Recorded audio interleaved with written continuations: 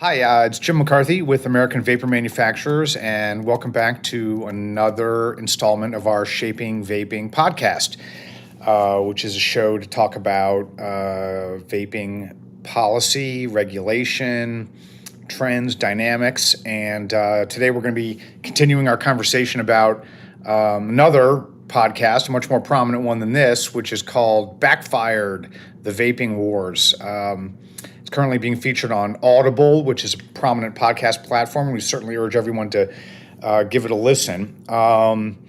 And with us today, we're very, very pleased indeed to have Alex Clark, who is the CEO of Consumer Advocates for Smoke-Free Alternatives, CASAA.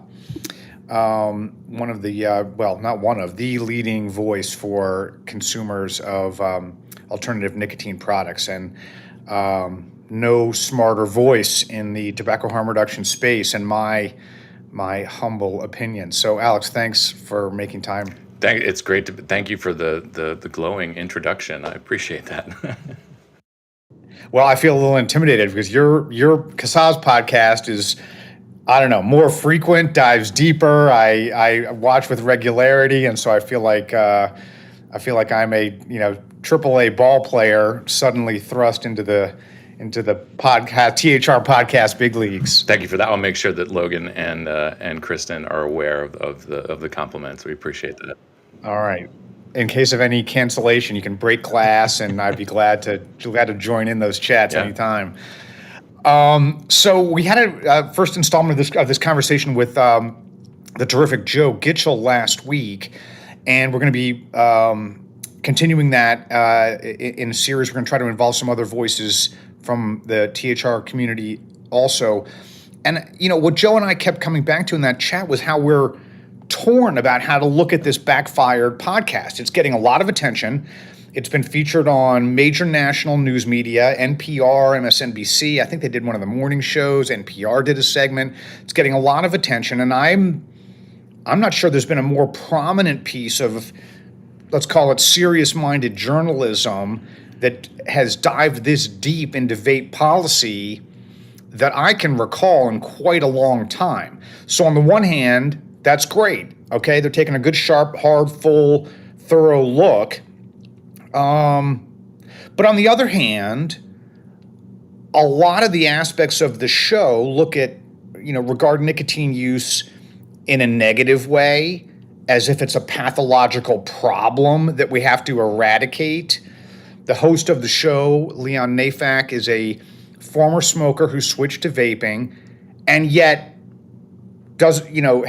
feels shame about that and expresses his, I guess you could fairly call it self-loathing about that. And, they take an extremely caustic view toward vape manufacturers like our members and even small retailers and anyone else who's in the commercial business of nicotine. And so, then there's a lot of other aspects we can kick around too that I quibble with. But all of that stuff, to my mind, was just, was really troubling. And I guess that opens my first question to you: is how do you regard the podcast writ large? What's your take on the on the big picture of it?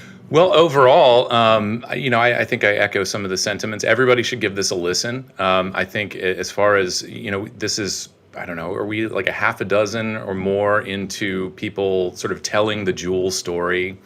I think out of all of them, this one benefits, of course, from taking place several years after, the publication we saw from Jamie Ducharme and some of the New York Times reporting and all of that stuff that was summed up 2019, 2020. And so they're able to follow up and document really the sort of obvious outcome that all of us have been warning about for many years, which I'll get into the actual time frame here.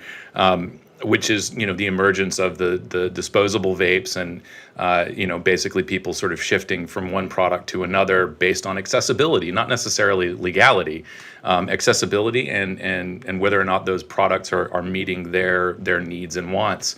And so that, I think it's like the last maybe 2 or 3 episodes in Backfired focus on the emergence of Puff Bar and Escobar, all of the bars. And so I think that's a good perspective that needs to be added into the story. But as I said, the timeline here is much longer than anyone has actually discussed.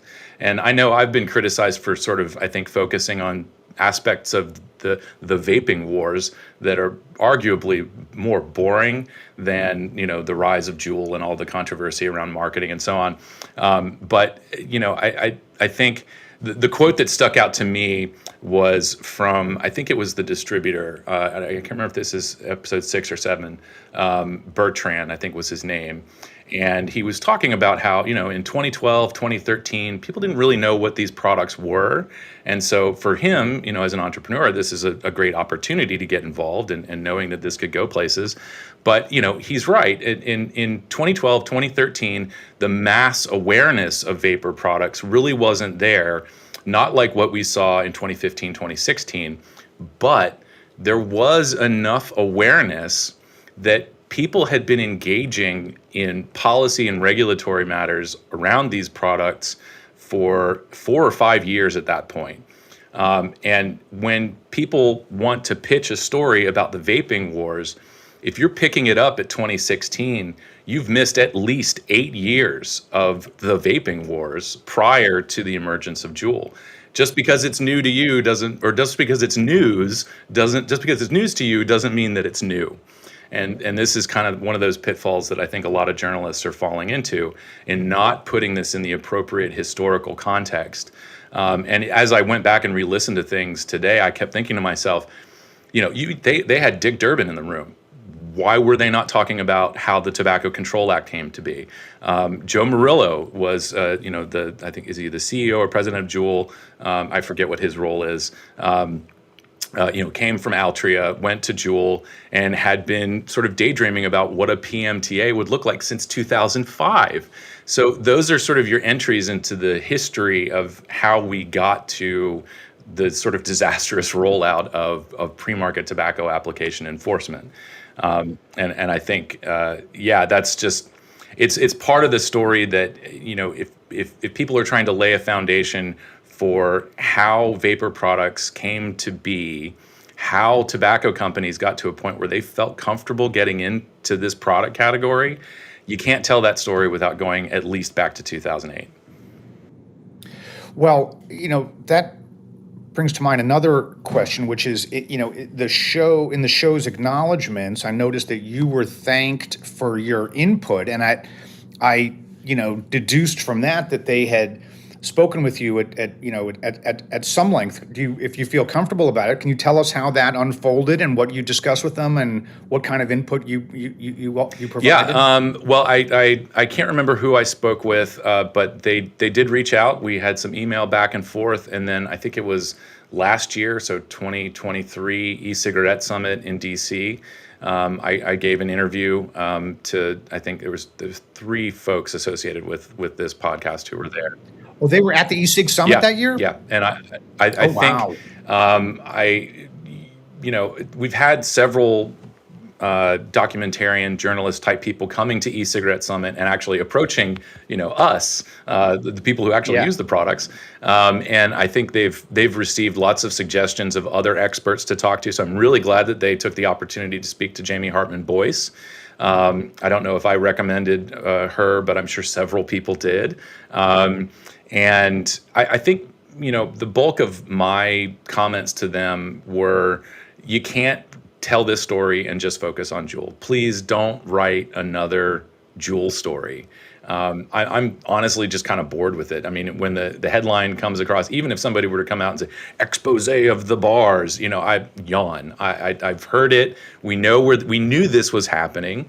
CASAA warned FDA along with many other people back in 2014 during the comment period for the deeming regulations. This is the world that we are living in right now is exactly what FDA was warned about, and they went ahead with implementing the rule anyway. So there's just so much. I think telling that history going all the way back to, e-cigarette forum. When we talk about flavors, that's where flavors were first discussed, as far as we know. Those were people, re-engineering things, reverse engineering things so that they can make better products. That's a really critical part of the story that often is not told. And I think that was, if there is one point I wanted to make, it is about that timeline and digging deeper in the history. Well, but I was astonished as I was listening to it, Alex. I had read through the show notes prior to listening, and I kept waiting for some of these, thoughtful, credentialed, experienced, luminary voices that they had thanked in the acknowledgments to appear in the show itself, but they never did. I mean, by my listen, there was not a single American expert that was quoted at all. I mean, you're right. Jackie Hartman Boyce was interviewed at length, and that's great. But she's in the UK, which has a different regulatory structure and a different set of dynamics that they're dealing with. I mean, I applaud them for talking to her, but I was flabbergasted that none of the voices. I mean, this is an American podcast with American hosts about what's happening in the United States of America, and yet all of these people were somehow left on the cutting room floor with no, explanation. And contrast that, please, with the extensive, lengthy, detailed discussions they had with people on the prohibition side. I mean, hell's bells, they even followed Meredith Berkman on a Madison Avenue shopping excursion, what kind of dress she was going to wear to the congressional hearing. I mean, really? Like, what, we're going to go that deep with her, but somehow Cliff Douglas is never mentioned? It's perplexing to me, and because it would have benefited the listeners to hear that, and it would have helped shed light on what the show itself says are the central questions at issue. Why do you suppose that is?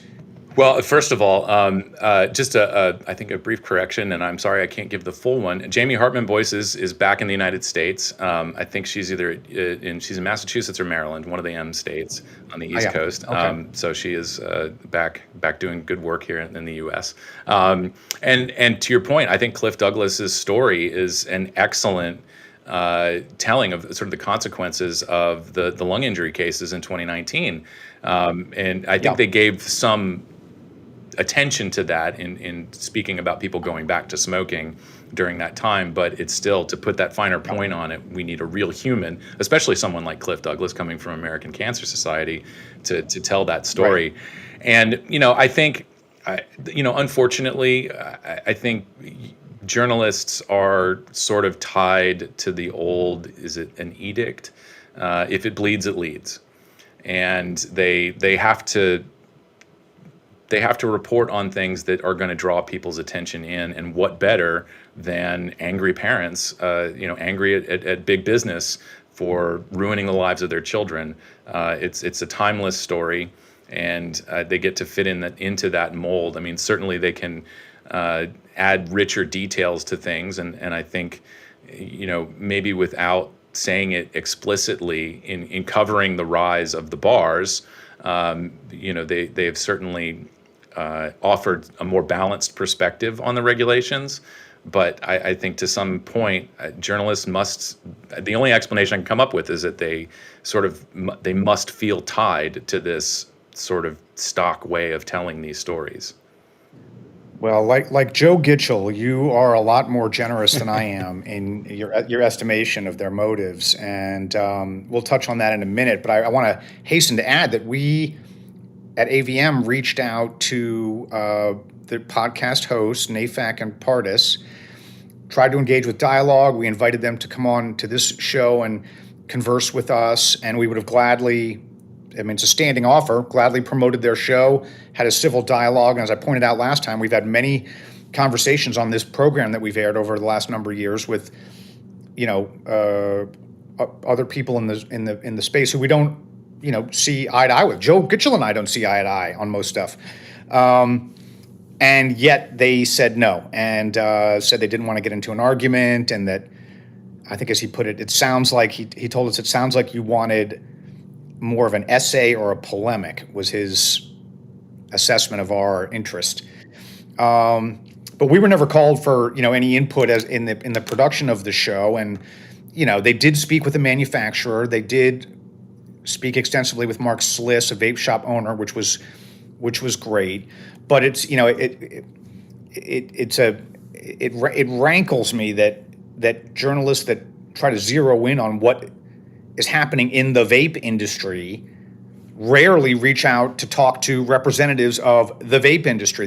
They're much more likely to zero in on one manufacturer, like the Puff Bar guys, or even in this case, JUUL, and sort of put those folks on the spot. And that's okay. Those people should have a voice also. My complaint about it is that they are manufacturers. They're not policy people. They're not thinking about this in terms of, in-depth federal regulatory policy or, the philosophical underpinnings of, public choice theory and regulatory dynamics. And they may have some understanding of that, but, it's a straw man technique of a sort to go talk to the, 28-year-old, entrepreneurs at Puff Bar and expect them to, elucidate, a deep, nuanced argument about vaping. Yeah, I think, the other side of that is, I think to some extent they want that, but the eye grabbing aspect of interviewing who we think may or may not be the makers of Puff Bar, I think is to sort of demonstrate that there are people in this industry, we know of them, we've seen them come and go over the years, who step into this with really no understanding of the regulations. And it's always sort of baffling to us, somebody comes along and they put a product out on the market, and I think everybody starts scratching their head like, why, how did you get to this point and not spend even 5 minutes looking up what the regulations are, looking up the world of hurt you're about to step into? And I think there are plenty of people who come along, they start a business, they start manufacturing products. I don't know that it's happening so much now. 2016, CASAA would get calls from businesses, but like, what do we do? And, we don't advise industry on, regulatory matters. I'm not here to help you through your PMTA. That's American Vapor Manufacturers' job. Check out your state trade associations. We're here to speak for your customers. Certainly happy to give you our perspective, but you should know that the Tobacco Control Act is the law of the land, and you have to abide by that, or there are consequences. And so there are tons of people that just see dollar signs and get into this. And I loathe the example, but even people in the industry talk about this. You've got these young people who came along, they got into business, they made millions of dollars hand over fist, and they went out and bought Lamborghinis. They didn't put any money back into a trade association. They didn't put any money towards lobbying or supporting their customers. They just got rich. And, I think those are the worst examples of the industry. But further to your point, there are still plenty of businesses out there who have been, and it's a small handful compared to the rest of them. It's a handful of businesses who have been supporting the lobbying effort. They do as much as they can. A lot of people don't have a mind for regulation and all of this stuff, and so they surround themselves with people who do. They support their trade associations. They go to Capitol Hill. They're participating in lobbying events, and they're trying to get something that works for everybody. And unfortunately, at least, those manufacturers, and I'm sure there's a list of names of people, and I don't want to leave anybody out or put undue attention on anybody. They know who they are. They're out there. They're supporting trade associations, and they were not featured, unfortunately. So, yeah. Yeah. Well, you're touching on something else that's really interesting to me, which is that in all their in the Backfired podcast examination of what went on behind the scenes at JUUL and how they tried to grapple with those dynamics you're describing, they had a lot of resources, they had a lot of investors, they were savvy entrepreneurs, and at every step along the way, you see in the podcast how JUUL tried to reach out and speak to people even on the tobacco control side. They did in-depth research. They had lobbyists. They put a lot of thought into that. And yet every step along the way, they were trying to conciliate with the other side. They tried to conciliate with tobacco control, the NGOs, the activists, their ostensible opponents on Capitol Hill. They bent over backwards to meet with FDA and try to, as much as they could, cooperate and take part in that process in a meaningful way. They withdrew their flavors voluntarily. They did their own testing when E-Valley broke out, even not only on their own products, but on the counterfeits. I mean, at every step along the way, JUUL tried to conciliate. And yet, incredibly, Alex, did you notice all of the mid-level employees at JUUL were saying, this is outrageous. We're being wrongly accused here. We're trying to help people. Our company ought to be sticking up for us. It was a dark day when X, Y, and Z happened because we didn't stick up for ourselves. And I was really struck by them. My heart goes out to them, not only just on a human level, but on a strategic level too. I mean, I have studied that really closely, and I don't know. I think JUUL pursued a misguided strategy. The conciliation strategy was misguided. They should have stuck up for their principles and the virtues of what they were doing and drawn a line and fought for it. And secondly, they also, I think, had, or at least their investors, I'm intuiting this, but my strong sense is that they had a kind of regulatory capture strategy where their hope was to work with FDA, impose regulations on the space, and that JUUL's, at the time, majority market share would then be effectively frozen in place the way that, I don't know, Coca-Cola's is, indefinitely, and that was a mistaken approach, as Winston Churchill would say, feeding the crocodile in the hope of being eaten last. So I don't know. Let me pause there and just get your thoughts on how JUUL approached it in light of what you just said. Well, I think my first response, I think, is it sort of goes back to the Tobacco Control Act and this need for that larger historical context. I mean, that strategy, that regulatory capture strategy, that's why we have the Tobacco Control Act. It essentially offered a safe harbor for tobacco companies and insulated them from competition. It continues insulating them from competition. And it's notable that what tobacco companies are doing at the state legislatures right now, and for those who aren't aware, all of the PMTA vapor directory bills are specifically targeted at the illegal products that are absolutely tearing up their market share. So it's sort of like, I guess, I don't know if JUUL was trying to reinvent the wheel or just, I don't know, slap some new looking white walls on the tire. It's a strategy that's already been done, and it hasn't improved things for consumers. And tobacco companies, I think, are sort of resigned to this understanding that sales will incrementally decline year over year. And the only thing that's come along and pushed those sales lower is the advent of vapor products and other smoke-free alternatives. So, I think all of us were also very disappointed that JUUL didn't stand up for themselves and take the fight to the accusers and the propagandists. Or participate in any of the either trade associations or consumer groups either. I mean, AVM and our folks have, got no collaboration with them. I will say, I think in the interest of disclosure, JUUL has donated to CASAA. There were 2 years where we received donations, and that was very helpful. But obviously now they have a different strategy and need to pool their resources. So we did not receive a donation this year. I think that's kind of the level, but that's, there was no coordination between us and JUUL. I've never received talking points saying like, hey, can you help us out with our image, and that's not something that we're here to do. The other thing that was sort of floating around my head, and I'm losing it again. Well, you're making me think about, that. To add that I admire them. I admire the leadership of JUUL.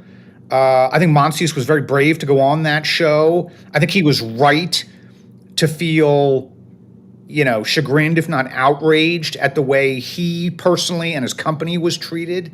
I mean, I don't know, the libertarian in me really gets cross about the way that company was treated.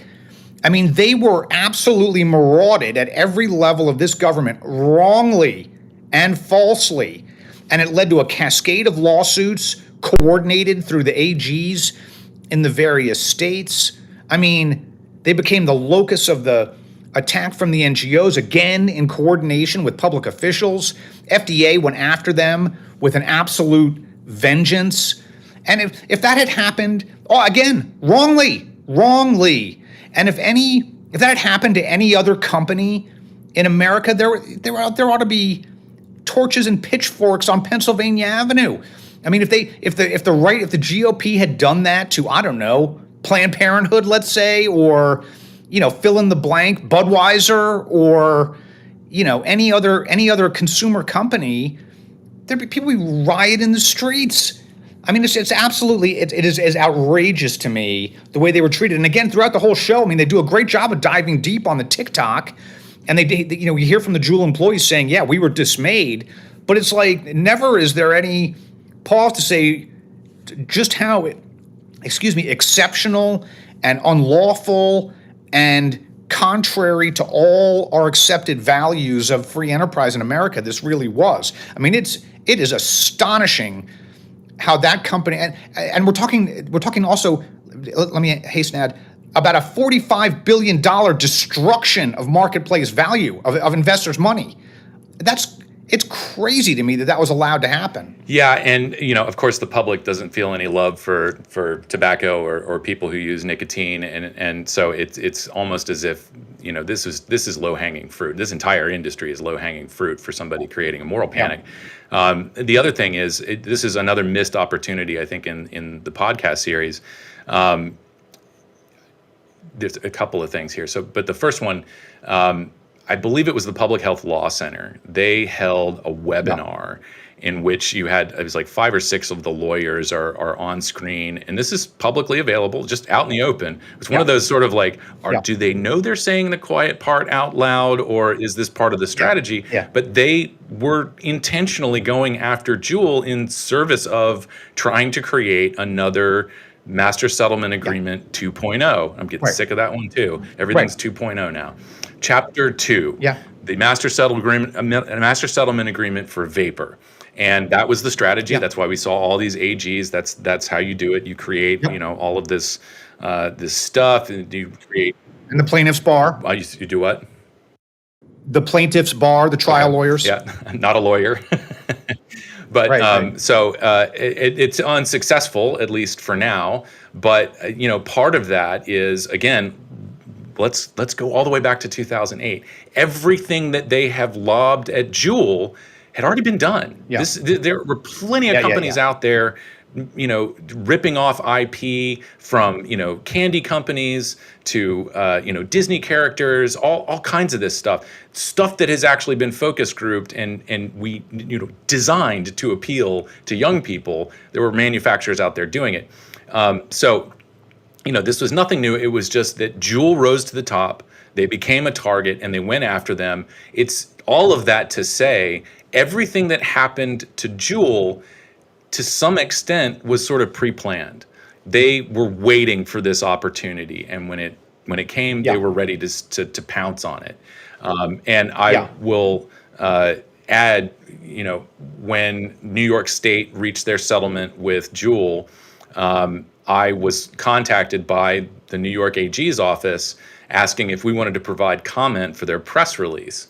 And I said, well, we kind of take the other side of this, and I think ultimately it's a mistake to zero in on one company and attempt to lay at the feet of one manufacturer a rise in youth experimentation in vapor products and not considering all of the underlying issues that go into that. And I do appreciate the fact that the podcast kind of went into that underlying, pre-existing kind of issues that young people have. They sort of dismissed it a little bit. I think that's the very uncomfortable part of this conversation, that people are not being given the tools to have when we just scapegoat one company. And obviously this didn't solve the problem. So here we are today. The other thing I think that James was. Well, did you get included in the press release? May I ask? I take it they threw those comments in the Not parrot only cage. did we not get included in the press release, but I think the New York AG's office pulled our file and wanted to make sure all of our paperwork was up to date. And there was definitely something where I think we left a field blank by mistake, so we had to update our filing with the New York State AG's office. We wrote them back, and thank you for flagging the mistake. Everything should be in order now. Unbelievable. Yeah. So, and then I think I've lost the quote again. I keep rambling on in one direction, and I forget the other thing I was going to say. It was something that James had said during his interview.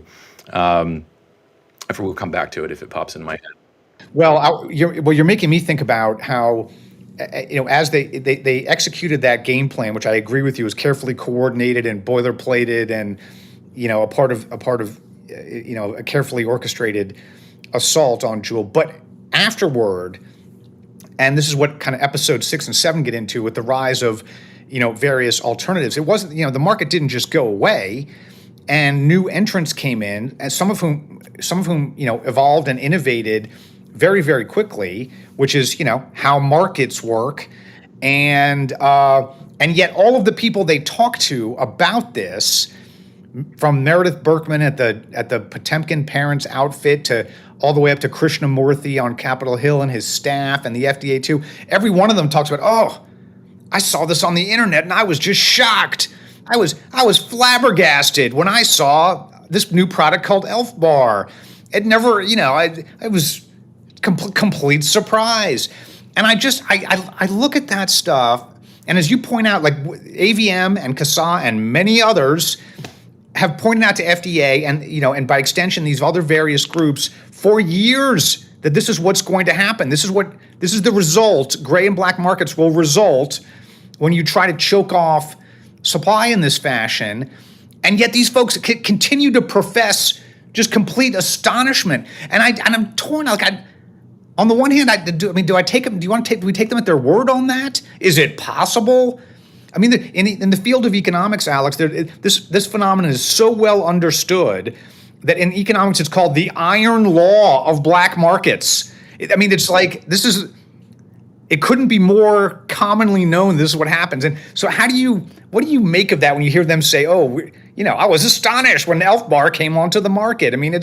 Are they telling the truth? Are they naive? Is it a strategic ploy? What is going on there? I guess giving them the benefit of the doubt goes both ways, right? So if I give them the benefit of the doubt that they really are astonished, that I would hope to voters is a disqualification. If you're this surprised about what happened, you can't represent a ham sandwich in Congress. So that's the other thing. On the other hand, the other side of that benefit of the doubt is that this is them and their media training. They know how to craft a story. Yeah. If anything, people in Congress should be good storytellers and know the mechanics of how to do that. So I'll give them that. But no, I think the worst thing that they could do is claim ignorance. And the only way to spin that is that, this is so brazen that they would do these things. And I think Krishnamurthy goes to that extent by saying, these Puff Bar guys look like punks. It's just, the Iron Law of Prohibition.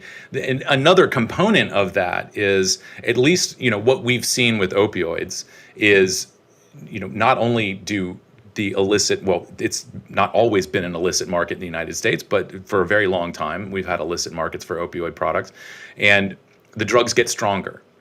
And they, manufacturers are cutting as much cost as they can. They're providing more potent drugs, and that results in more risk to consumers. And we measure that risk in bodies. And so I think, we've talked about this in relation to vaping, and I think it bears repeating anytime this comes up. When we talk about illicit markets and the Iron Law of Prohibition for vapor products, there's always going to be that concern that we do see something like the lung injury cases that was a cannabis issue, but we may see that in vaping. having spoken with manufacturers, I know that cutting costs is not something you achieve through changing your liquid recipe. It's more on the packaging side of things. But there is always going to be that potential, especially now, when we start talking about synthetic nicotine and nicotine analogs and stuff like that, that just immediately I'm thinking K2 and spice, all the ways that people have gotten around cannabis regulate or cannabis prohibition. Yeah. It's possible to see all of that. So this is another story that lawmakers need to be responsible for, and if for nothing else, well, it should be delivered in that tone of informing people. Yeah. It goes to another thing that was brought up, and that parents didn't know what a JUUL looked like. I mean, what a world of good a little bit of education would have done. What a lot of good.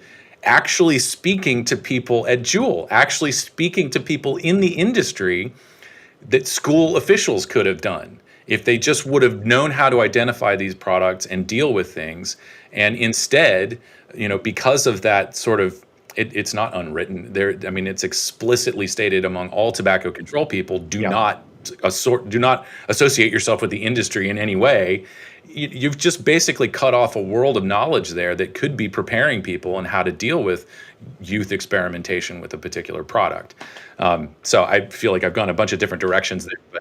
But you're making me think about how it's not only the manufacturers, it's also the consumers too, Alex. I mean, there was a part in the Backfired podcast where they do a ride along with two New York law enforcement officers as they go and raid some poor retailer in Manhattan, handcuffed a dozen people, took all their merchandise. I mean, it was the most horrendous thuggery, law enforcement thuggery, kicking the door in and got the journalists following them. It was just every worst aspect of drug war thuggery was just on parade in that portion. And notice what happened afterward. The law enforcement officers themselves said to the Backfired hosts, This is pointless. These guys are going to be opening a shop, in 3 days, if not 3 hours. They're all the work they're doing to kick these doors in and maraud retailers is absolutely for naught. I mean, I'm here to tell you, I live on Lexington Avenue in Manhattan. There are bodegas and shops and smoke shops of endless kaleidoscopic variety. And the customers that go in there, it's not just them like offering it and the robot customers come in and do it unthinkingly.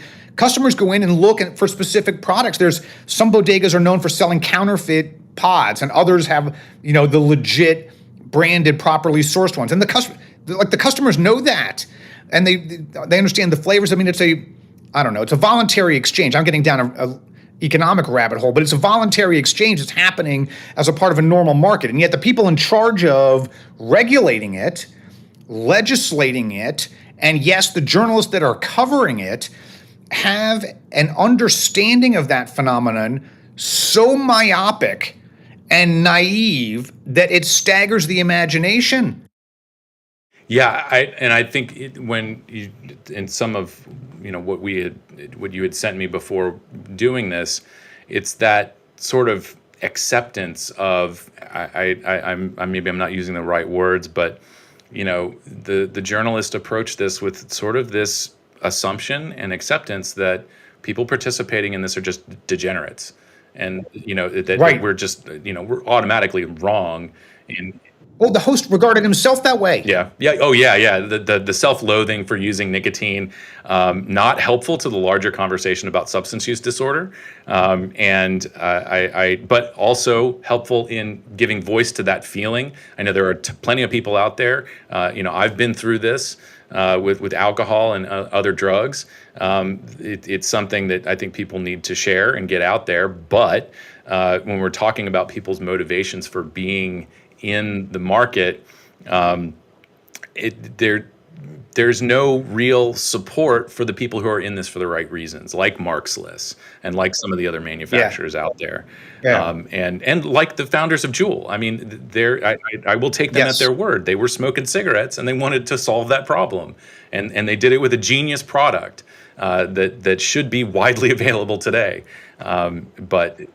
Should be a ticker tape parade if I had my way. mean, I think hopefully we will have the benefit in not. I hope we don't have to wait 20 years to get here, but at some point we are going to look back and say they were public health heroes. They innovated a product that was slowly bringing people away from cigarettes, and they managed to ramp up that transition.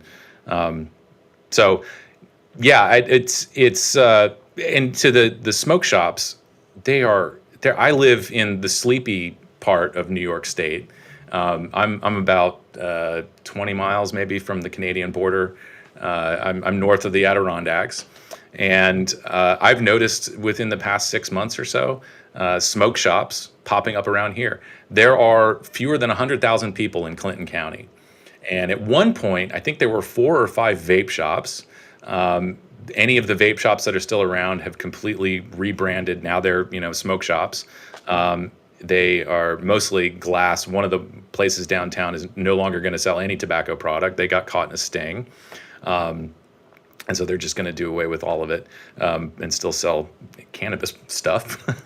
just that weird twist. But still, it's outrageous. These other smoke shops have popped up, and it seems like any of the sort of independently owned gas stations, instead of having like a food section or whatever, they've got a smoke shop. And I went into one looking for General Snus because it said on the website that they sold it around here. Not only did they not have General Snus, everything was nicotine pouches, but they had Zyn that is not designed for the U.S. market. They bought the stuff from Sweden.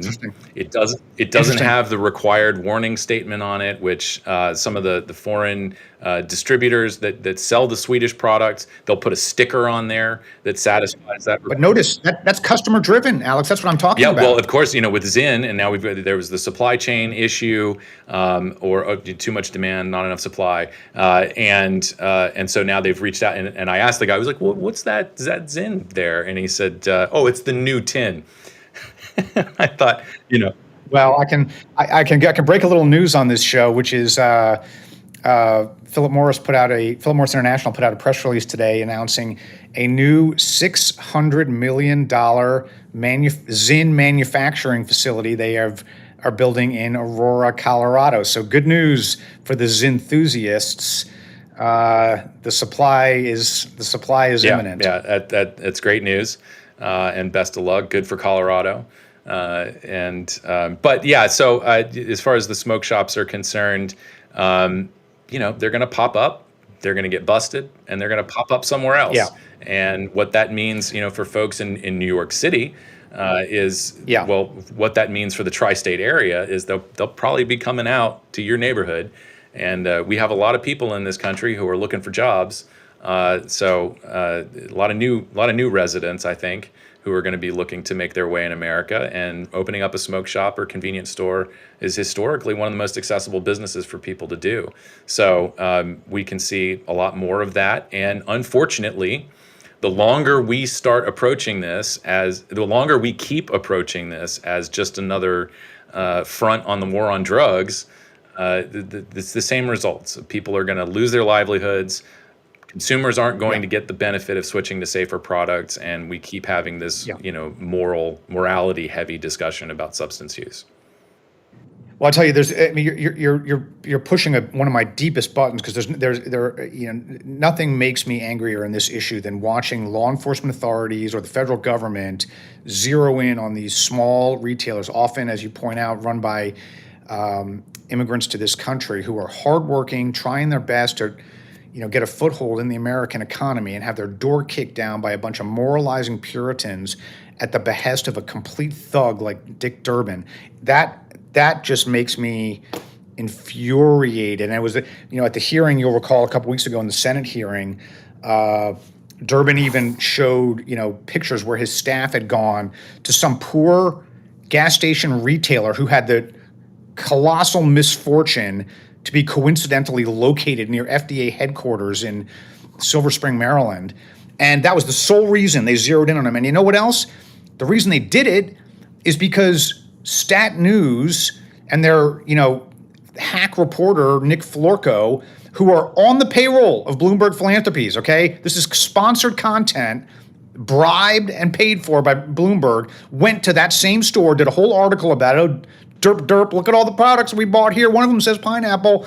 I mean, hall monitor, Karen-esque, thuggery journalism does not get lower than that in my estimation. And it just, I don't know, it's so immensely frustrating. And I hope that, I don't know, I hope that when Americans see that, when Americans see examples like that and realize what's going on here, I think a lot of light bulbs go off. I hope so, but I have my doubts because, I mean, the other part to that story is, again, we're getting back to whether or not people like Krishnamurti or Dick Durbin are really astonished, or are they, faking this for the story? Well, let me interrupt you for a second because that's an important question that Joe and I were trying to zero in on this last podcast, and I'd be curious your view on it. As you can tell, I regard that broad set of folks in a circle in which I would include Krishnamurti, Durbin, the congressional, actors, all the way to the TFK and the body part associations and the PAVE moms. I regard that whole group as prohibitionists, or if you prefer, Puritans. Joe asked me to think up another term. I said coercives, and he's trying to find a more gentle way to frame it, and it's not certain that the labeling helps. But my question to you, and that Joe and I kicked around, is: do you think that there is some unifying ideology that is motivating those folks, or is it simply happenstance that they're all so passionate about the issue? I think it's all strategery. It's sort of presenting this face of, or presenting the desired outcome of zero use, knowing that we're never going to get there. But somehow people believe that as long as we kind of, it's like, to use a golf analogy, if you're, when you're setting up for your putt, aim for the back of the cup to make sure it's going to go in. I mean, you don't do that on every green, but that's a good strategy. Make sure you don't want to fall short. You don't want to go too far over, but aim for the back of the cup. So I think that's kind of where they are. Here's the target. Let's go a little bit beyond, and maybe that will help carry us forward. So I think it's a strategic kind of calculation, which is very boring. I mean, that's not, you don't put that on bumper stickers, right? We're shooting for the moon so we can make it to the stratosphere. Like, but set their strategy aside for a second. Let me just try to put a fine point on this. The great writer Noah Rothman has a new book out in recent months called Rise of the New Puritans, in which he talks extensively about vaping and other similar issues. And he has a thesis that the motivating impetus for these actors is a kind of ideological Puritanism that harkens back to alcohol prohibition and even, long before, these moral crusades that happen in America distinctively. I subscribe to that view. And I just wish the Backfired show had zeroed in more of that. I mean, the reason I'm asking it is that all of the various people they talk about, Krishnamurti, his staffers like Trumpka, Meredith Berkman, Matt Myers, all of these people are presented as just in it for the kids, just trying to do the right thing. No curiosity whatsoever about what their outlook really is, what's motivating them, and how that contrasts with the way that consumers see it and the way that the prevailing majority of credentialed experts in the field of nicotine tobacco science regard it. It's just taken as a given that these folks are on the side of the angels.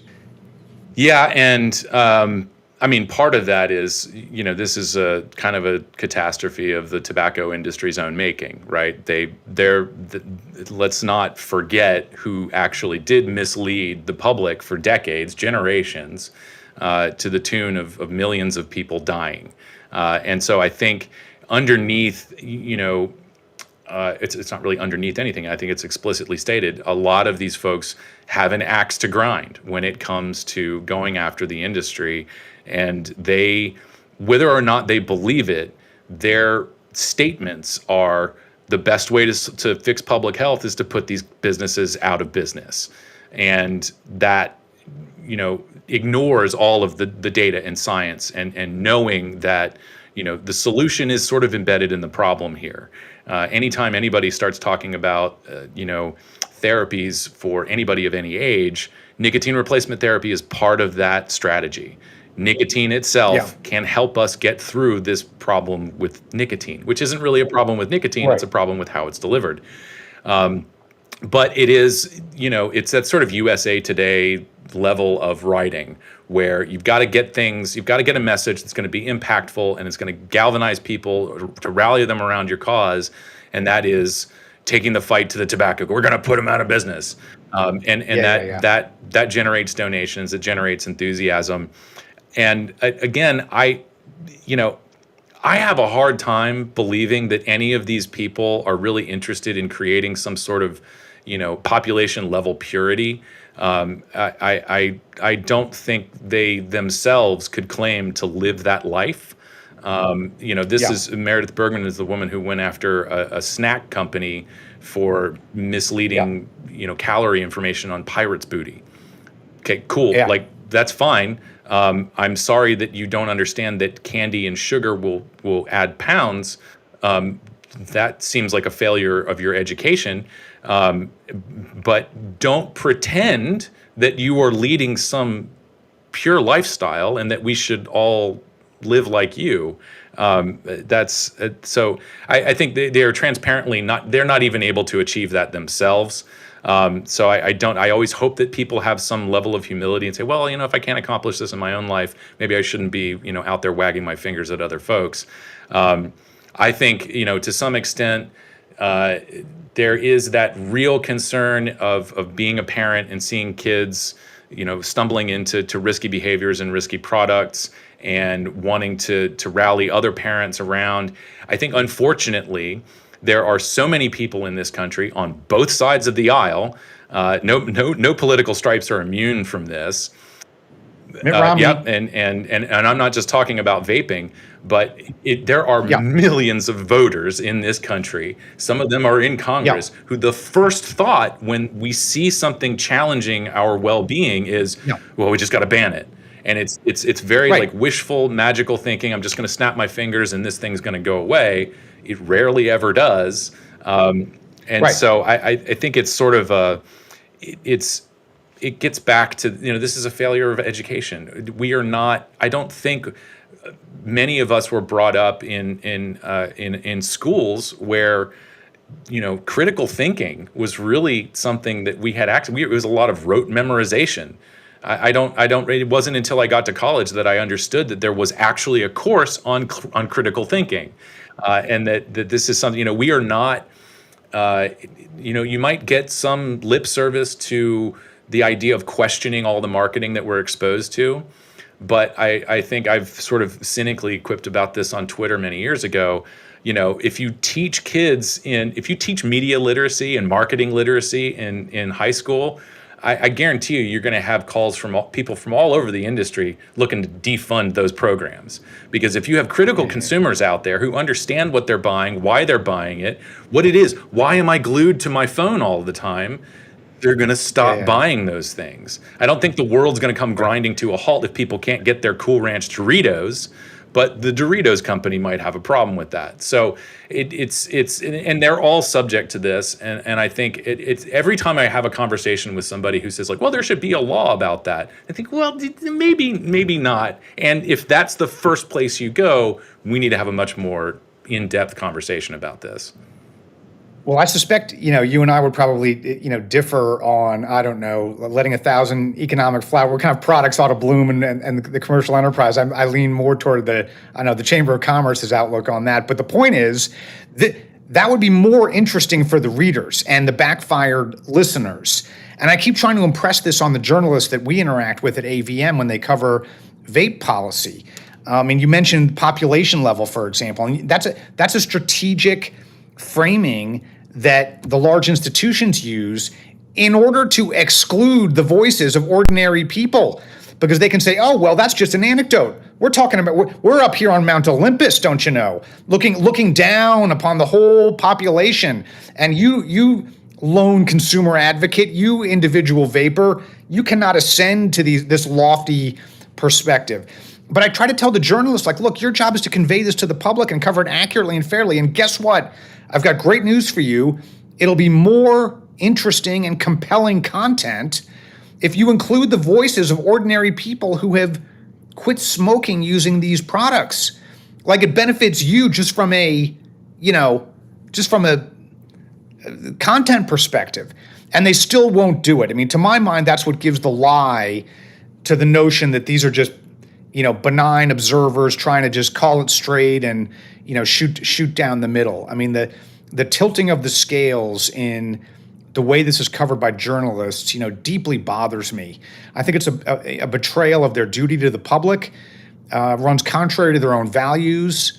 And I also think it really bothers the public. The press loves to wring their hands. Oh, gee, why are our poll numbers so low in public trust? Well, maybe it's because you spent 5 years lying to them about EVALI, to name one example. So I guess, that, I don't know, it frustrates me. You could tell I'm frustrated that the Backfired hosts aren't interested in dialogue, apparently, and the same is true of every other reporter virtually that covers this issue day to day at all the major leading outlets. And I just think that's, I don't know, talk me off the conspiracy ledge, please, Alex, but it sure does seem to me like there's a pattern. I mean, it does, of ordinary vapors being excluded, and those journalists regarding any attempt to dialogue with them or have an engaged conversation with them with utter disdain. Well, I don't want to shoot down any opportunity we have to bring those the Backfired folks on to our own podcast, which I think would be a great conversation, and they should know that we're I do we're too. very fair when we talk about it. You may have better luck than we do. Yeah, they might not want to talk to, I don't know, nicotine flack Jim McCarthy. And I would certainly love the opportunity to underscore, my suggestion is that there's a much larger historical context here that no other storytellers have really approached. And that needs to be included. And we can go all the way back to the first mass-produced cigarette. That's, I've got the book somewhere, it's a phone book about, the tobacco wars, it's always been a war. And so all that stuff should be included. But I will say, one of the things that they did include in here that I think is probably not going to receive as much attention as it should was in the James Monzi's interview, where he talks about how, by the time this whole, retribution for the vaporized campaign blew up, first of all, it was taken down after like 6 months or something like that. But it was the campaigns that sort of resurrected that ad campaign and literally put it in the hands of kids. And I had one of those conversations here in Plattsburgh. Our city council was considering an ordinance that would ban even possession of tobacco or nicotine products in city-owned properties. And it was a $500 fine. Didn't matter how old you were, possession or use, you were going to get a fine. Absolutely outrageous. And fortunately, I heard about it because Kristen Noel Marsh found out about it. She put it up on Twitter, and that's how I went down to City Hall. And so I went and I posed it. They had to make some amendments. They changed things. It's very closely to what the ordinance already was. So, yay for getting involved at the policymaking level. And they came back to kind of finally adopt the rule. And one of the local anti-tobacco campaigns showed up with, half a dozen young girls from the local high schools. And after the meeting, I came out and one of the local shop owners was out there talking with the girls. And I figured, okay, I'll listen in and all this stuff. And at some point they started, waving the materials around that they were given. Right. And I looked at them and I said, that ad is no longer up. The only reason you're exposed to that marketing is because Campaign for Tobacco-Free Kids put it in your hand. So who is really exposing young people to these products? And I think I don't need to commend the podcasters for doing their job, but that was a very important point to keep in there. And I'm glad that James said it, because that's what I think a lot of us feel was going on, that it was actually the campaigns. We saw ads from the California Department of Public Health, the candy ad. Oh, let's talk about FDA for a second. Let's talk about FDA's advertising campaign, which is a 9-figure, 10-plus year national advertising campaign that they create with the very top Madison Avenue advertising agencies that has an absolute kaleidoscope of imagery aimed specifically at children. And this is not conjecture. There is a deep school of academic thought in the field of communication theory about this. I mean, I've an advanced degree in communication theory. This is like one of the most studied components of the way that these campaigns create ideation and motivation, and do not not only do not decrease the behavior that's being scorned, but in fact increase it. I mean, this is well understood, not obscure, okay? And yet FDA is spending $100 million a year on this. It staggers the imagination. I mean, it just, I don't know. I don't know. You look at stuff like that and it just, I don't know. I mean, it makes you think that they're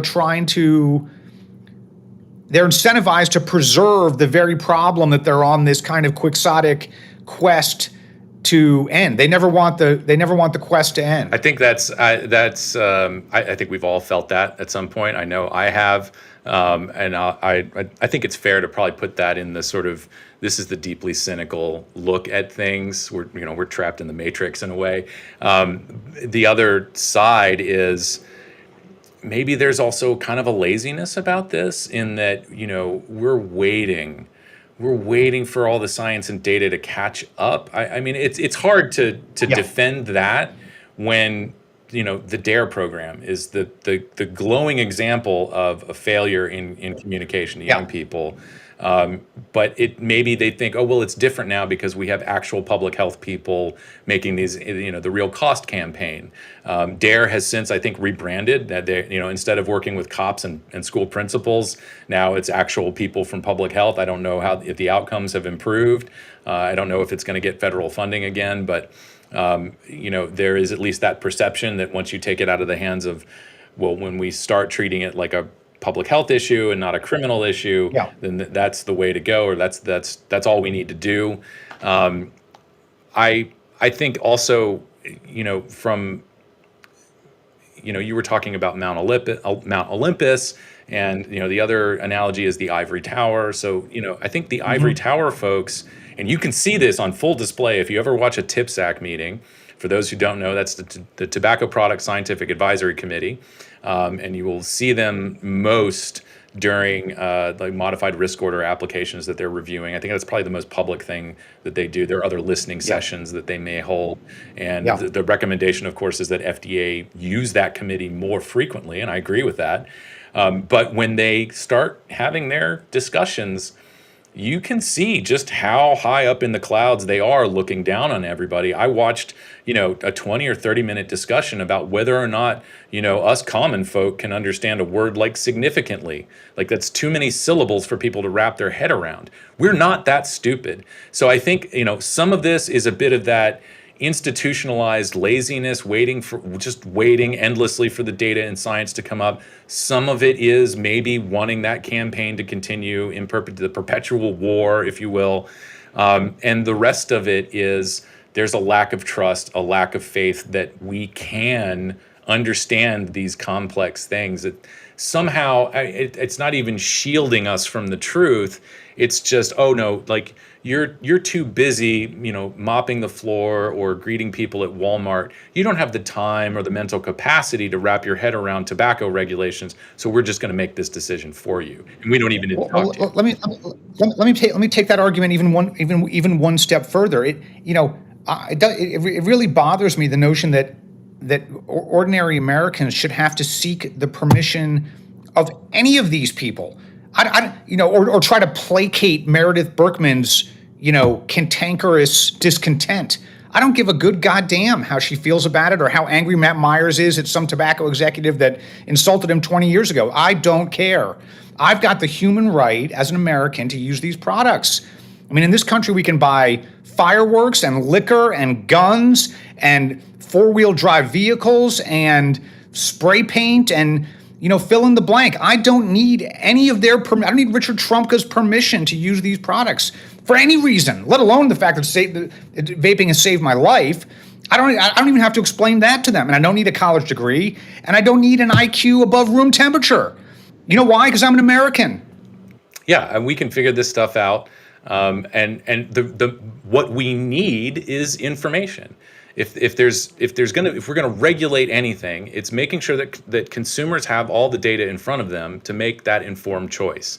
And I don't want that spun. I think the warning labels is gone way too far. The modified risk order from Swedish Match, on the same page, you can see their modified risk order, their statement that they're authorized to make, and then they have to follow that up with including one of 4 congressionally mandated warning labels on smokeless tobacco products that directly contradicts the modified risk statement that FDA authorized them to say. And so it's just gotten ridiculous. But that modified risk information is something that consumers need, not just about nicotine products, everything that we buy should be transparent so that we can make our own informed choices. If I don't want to read the label, that's my choice. But I expect to have the information I need in front of me without any spin. Maybe give me the context I need, but I can make that analysis on my own. And since you brought it up, I did want to bring up, I don't like to engage in whataboutism, but there is that, it's unavoidable when you're talking to Krishnamurti, when you're talking to Meredith Bergman or Dick Durbin or any of the other, cast of usual suspects that we hear in this discussion. They present this as an existential threat to America's teenagers. Every AG that gets in front of a camera and microphone and says, JUUL addicted a generation of kids. First of all, 20% is not entire of anything. It's 20%. That's past 30-day use, much lower numbers, just to make sure that we've put all that on the record. Alcohol. This is from a recent publication. This came out November of last year. This is from Massachusetts, mass.gov. ABCC finds underage college students at bars and liquor stores. The statistics at the bottom are national, so I'll just read that if that's okay. Statistics show that 3 teens die from drinking and driving every day. And approximately 6 teens die every day of non-driving alcohol-related causes, such as homicide, suicide, and drowning. Annually, 97,000 students between the ages of 18 and 24 report experiencing alcohol-related sexual assault or date rape. Alcohol intoxication has also been reported to be involved in 47% of homicides, 23% of suicides involving people under 21. In Massachusetts alone, the overall cost of alcohol abuse by youth, alcohol abuse is the wrong word, alcohol use, alcohol misuse, alcohol use disorder by youth is estimated at $1.4 billion. That far exceeds any damages, any discomfort, any worry that a parent has felt or a child has experienced in relation to nicotine, period. Across the entire tobacco spectrum. Well, you're touching on one of my pet theories here, which is that the same, motivations, the same kind of Puritan impulse that has galvanized the anti-vaping movement is the same one that motivated the alcohol prohibition movement at the turn of the last century. They lost that fight, but those people have never gone away. That cohort is still out there with that same outlook and the same motivation, and they've tried to do it to soda pop and sugar cereals and all sorts of other products they don't like. But in this case, they've done it against a nascent, emerging entrepreneurial industry that doesn't have the resources or the roots in the ground or the financial muscle to stand up to them. And they've got us in a stranglehold. And part of the reason I think that's so tenacious is that, unlike all those other battles that they lost and were rightly rebuked by the American public, in this one they're winning, and they've found a target that they can dominate, and that in part explains their, tenacity. But I don't think I'd say they're winning. And I think it's the parallels with, maybe from a money point of view, maybe from the point of view that it's difficult for somebody to get legally involved in the industry. Sure, they've put a chokehold on the pathway to market, but it's one of those things. And I think I've said this at eSig Summit before. I've said this in comments. I would think that the most terrifying thing a regulator or policymaker or law enforcement can hear is, we're going to do this on our own anyway. We don't need you. Your laws, your policies don't. It's not on balance, and we're going to keep doing this anyway. And we are. Sales of vapor products are still expected. They're still going up. People are still quitting smoking by switching to these products. And I said this on our own podcast, from an advocacy perspective, from an organization perspective, where we are trying to bring as many people in, get them engaging in the policymaking process. It's hard to motivate people by saying, look, they're going to take away your access when they've got access to everything that they want. And so that's been the response, is like, okay, fine, like, make your laws, send the goon squad to the poor immigrant run smoke shop, whatever. We're still going to buy the products by hook or crook. We know there are people out there who are going to make them. They don't necessarily have to be in the United States. There are people in the United States making these products. We're going to do this without you, and I think that's something that we were supposed to have learned from alcohol prohibition. We were supposed to have learned that from cannabis prohibition, all of the other prohibitions. It just seems like, I think there's that, it comes back to sort of the threat of the unknown, which I think goes back to what we were talking about with motivations and why people are doing this, why the Puritans seem so puritanical. It's because they are sort of clinging to this idea that, especially when we talk about substance use, decriminalizing, legalizing, and regulating drugs, everybody imagines the worst, which is this idea that, like, kids are going to go to the mall and, like, right next to, Hot Topic or whatever youth-oriented clothing store selling a bunch of trash is in the mall these days, that they're going to be able to buy their heroin. I don't think that's how this is going to work out. I think it's going to be a lot more deliberate and more thoughtful than that. But it's just imagining that scenario where everyone just has open access to things. I mean, age-gated, of course, that is absolutely horrifying to people. And so they just completely go the opposite direction, say, well, we can't live with it, so we're going to do everything we can to see if we can live without it. And well, that's a good segue to my last question. We're already slightly over our hour, so I'll close with this question.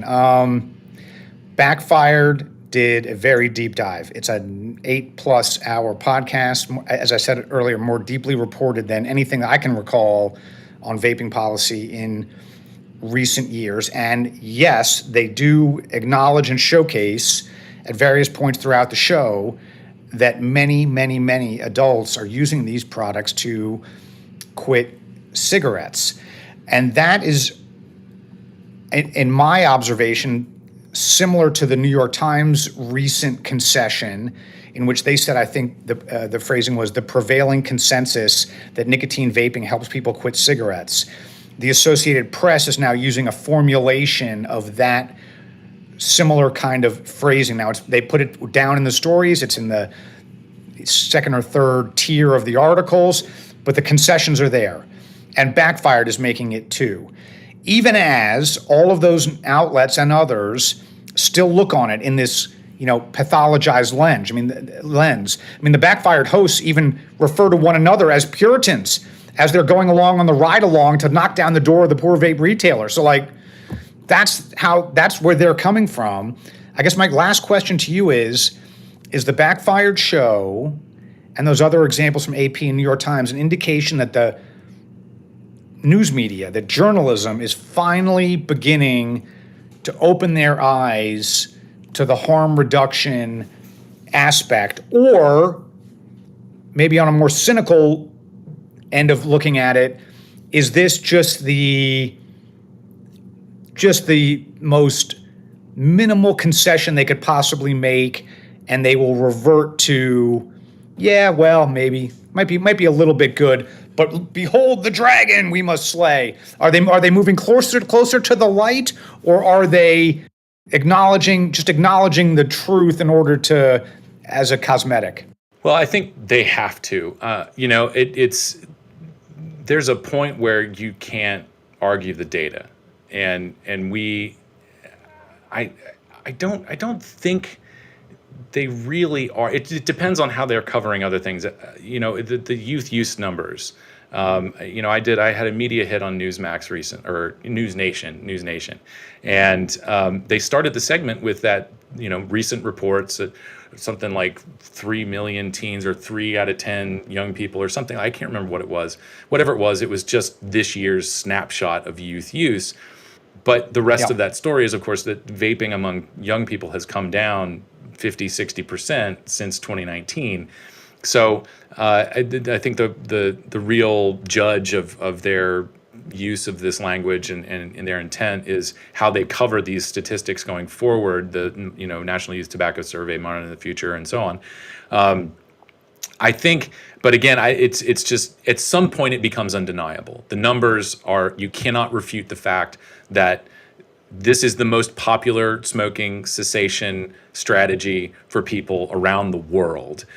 Countries are having success by promoting smoke-free alternatives. And so I think at some point it's like reporting on, the red bouncing ball. It's obviously a ball, it's obviously bouncing, and it's obviously red. So we can't try to convince people that it's blue anymore.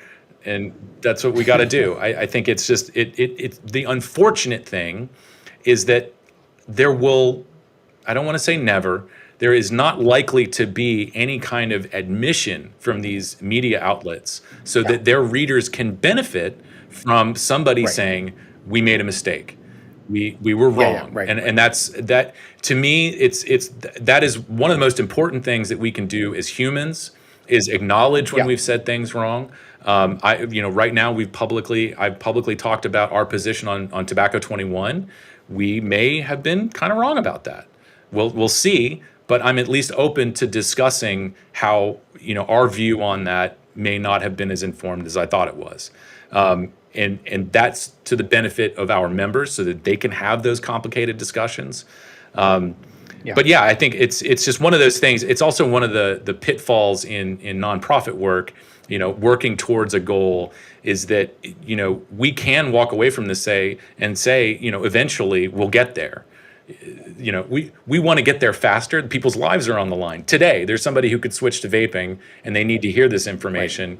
And that's something that the media has failed at doing for more than 10 years now, in giving people the information they need to make that transition. So I don't think there's any, benevolence, or this isn't a good thing necessarily on their part. They're just sort of finally waking up to the data that's been here all along. Well, I think that's a good place to stop, and another good example of why your work at CASAA is so crucial, because it's giving voice to these ordinary people whose own living example and one-to-one lived experience is being conveyed to others. And it's a reminder, too, that the credibility of the New York Times or TFK or Raja Krishnamurthy ain't up to him.